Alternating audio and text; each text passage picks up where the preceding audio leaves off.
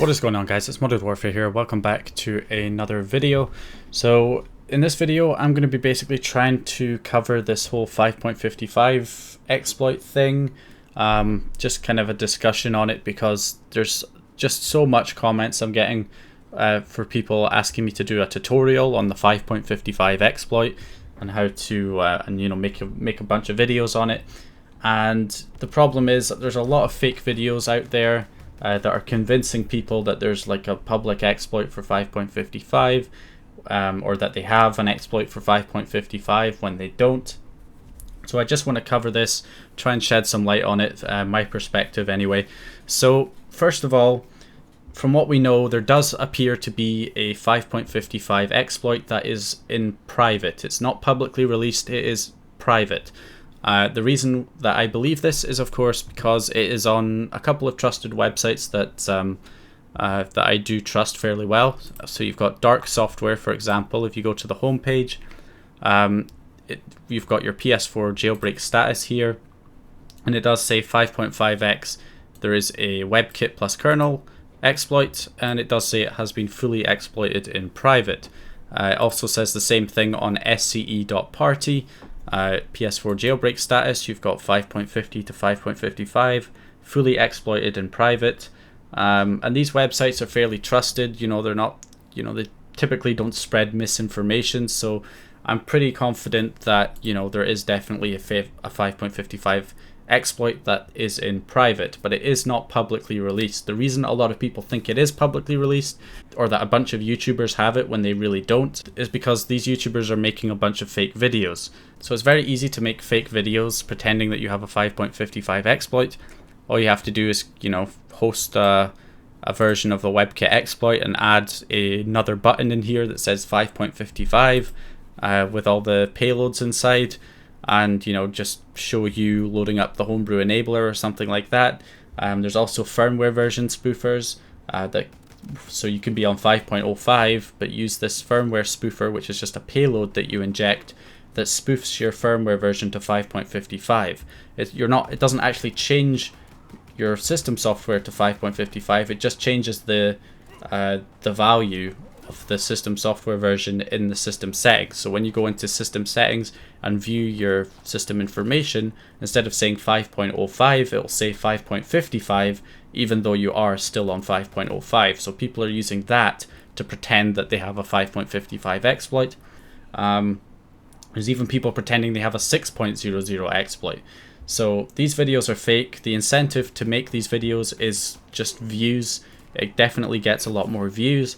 If if the videos that I've uploaded that have 5.05 in the title, if I had uploaded them with 5.55 in the title, they would have gotten a hell of a lot more views, because there's a lot more people on 5.55 than people on 5.05. So those people see a video saying there's a full jailbreak for the system software that they're on, they're going to click on that video, so it's going to get a lot more views. So the incentive for these YouTubers to fake these videos is fairly clear. It gets them a lot more views, so that's the incentive. Also, I'm not going to name any of these channels specifically here. I'm not going to start needless beef with other YouTubers. So anyway, if you want the real information on when a new exploit gets released for 5.55, then you want to go to PSX Hacks. You want to go to the just the home page where there is a news feed, and this news feed gets updated every day with new stuff that comes out for 5.05 and for PS4s in general. So if a 5.55 kernel exploit gets publicly released, you can expect to find it on PSX Hacks in the news feed pretty much as soon as it comes out. So that's one place you can go to. You can also go to the Dark Software forums as well, which also has a news feed. Doesn't get updated as often, I don't think, but I mean, I'm sure if something as big as a 5.55 exploit came out, then you could expect to see it in the news feed on Dark Software as well. So these are the kind of places you want to go for your real information. sce.party as well is another website you can go to. So yeah, there's a lot of fake videos going around, so just check places like PSX Hacks. Just just go on PSX Hacks once a day and check the news feed once a day. As to when we can actually expect to see this 5.55 private exploit become public, if they are planning to make it public, which we can assume they probably are based on all the other releases that we've had so far, we can expect to see it some point after 6.00 becomes mainstream. Right now, 6.00 firmware is in beta. Once it comes out of beta and 6.00 becomes the required firmware for PSN, so you won't be able to connect to PSN unless you are on 6.00, at that point we can expect to see the 5.55 exploit get released.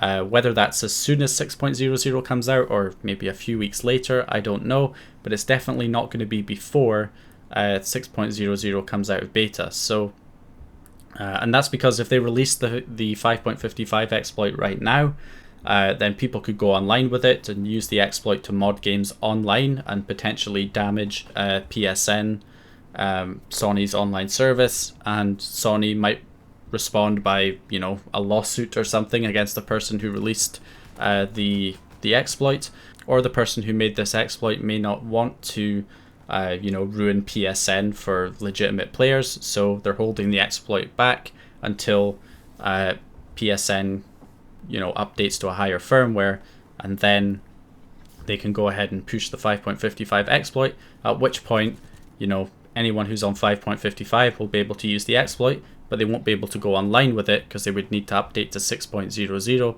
to go online. So that's why the exploit hasn't been released yet.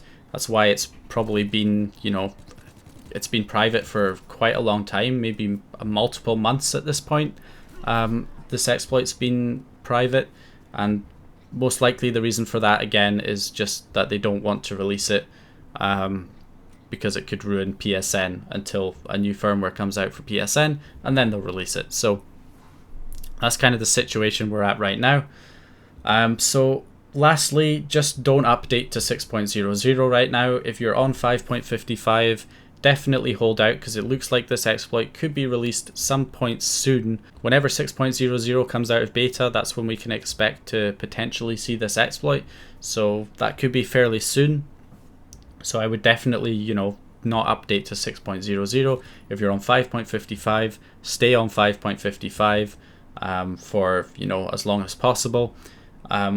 The problem is, you know, when I made the 4.55 exploit videos, I was always getting people saying, you know, 5.05, why can't we have a 5.05 exploit? Because that was the latest firmware. And then, you know, the 5.05 exploit comes out, and then everyone asks for 5.55. When the 5.55 exploit comes out, there'll be people wanting a 6.00 exploit. And that's just how it goes. But I think the problem is these people, they just update every time a new firmware comes out. You cannot expect to ever be able to jailbreak your PS4 if you're constantly updating every time there's a new update from PSN. You're never going to be able to jailbreak your PS4 if that's how you do things. You have to hold back the updates. You have to stay on an older firmware version if you ever want to jailbreak your PS4 in future. Now, obviously, if you need to be online, if you need to use PSN, then just forget about jailbreaking. Or if you can afford to have two PS4s, have one PS4 for PSN and have another PS4 on an older firmware that's jailbroken, and do it that way. That way you get the best of both worlds. But if you can't afford to do that and PSN, you need PSN, then just forget about jailbreaking, because that's not going to happen. Or if you don't use PSN that much, then yeah, just stay on an older firmware until an exploit comes out. Stay on 5.55 until an exploit comes out, and then you'll be able to jailbreak your PS4. So yeah, that's basically it. Just wanted to kind of share my opinions on the whole thing. So anyway, hope you guys enjoyed the video or found the information useful, and I will hopefully see you guys in the next one.